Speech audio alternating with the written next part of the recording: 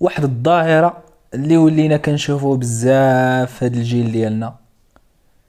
والله يهدي الشباب ذكورا وإناثا، تخسر هاد الهضرة ولا منتشر بواحد الطريقة اللي ما يمكنش، ولا من المستحيل انك تدوز نهارك بلا ما تطيح في ودنك كلمة خايبة.